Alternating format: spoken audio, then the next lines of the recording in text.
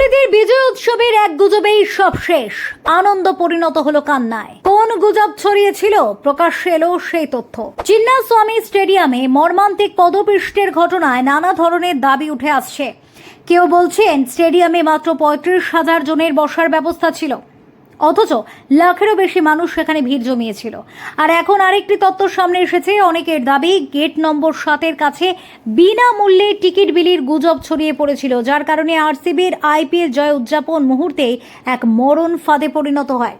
উৎসব উদযাপন করতে আগেই জড়ো হওয়া জনতা গেটের দিকে হুড়োহুড়ি শুরু করেন, ফলে আহত হওয়া এবং মৃত্যুর মতো ঘটনা ঘটে। পুলিশ আরসিবি ফ্যানেদের জন্য প্রবেশ পথ ব্যবহারের অনুরোধ করলেও পরিস্থিতি নিয়ন্ত্রণের বাইরে চলে যায়।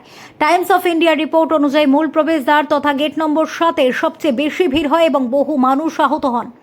প্রত্যক্ষদর্শীরা জানান কাচের প্যানেল ভেঙে যায় এবং অনেকেই পদপিষ্ট হন। জনসমাগম নিয়ন্ত্রণে ব্যর্থ হয়ে শেষ মুহূর্তে বিজয় মিছিল বাতিল করা এবং হঠাৎ বৃষ্টি ওই পরিস্থিতিকে আরও ভয়াবহ করে তোলে।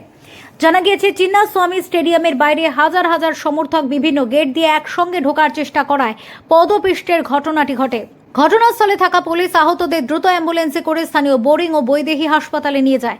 তবে রাস্তায় ব্যাপক ভিড় থাকায় অ্যাম্বুলেন্স সময় মতো হাসপাতালে পৌঁছতে পারেনি, ফলে পরিস্থিতি আরও বিগড় হয়। এই মর্মান্তিক ঘটনার পর কর্ণাটক সরকার জানিয়েছে অন্তত 11 জন পদপিষ্ট হয়ে প্রাণ হারিয়েছেন, 33 জন আহত। মৃতদের পরিবারকে 10 লক্ষ টাকা করে আর্থিক সহায়তা দেওয়ার ঘোষণা করেছে সরকার। পাশাপাশি ম্যাজিস্ট্রেট তদন্তের নির্দেশও দেওয়া হয়েছে। এই সংবর্ধনা অনুষ্ঠানটি কর্ণাটক রাজ্য ক্রিকেট অ্যাসোসিয়েশনের উদ্যোগে আয়োজিত হয়েছিল, যেখানে বিপুল সংখ্যক সমর্থক অংশ নেন। উল্লেখ্য, আরসিবি গত 3রা জুন আইপিএল 2025-এর ফাইনালে আহমেদাবাদ পাঞ্জাব কিংসকে 6 রানে হারিয়ে 18 বছর পর প্রথমবারের মতো চ্যাম্পিয়ন হয়েছে।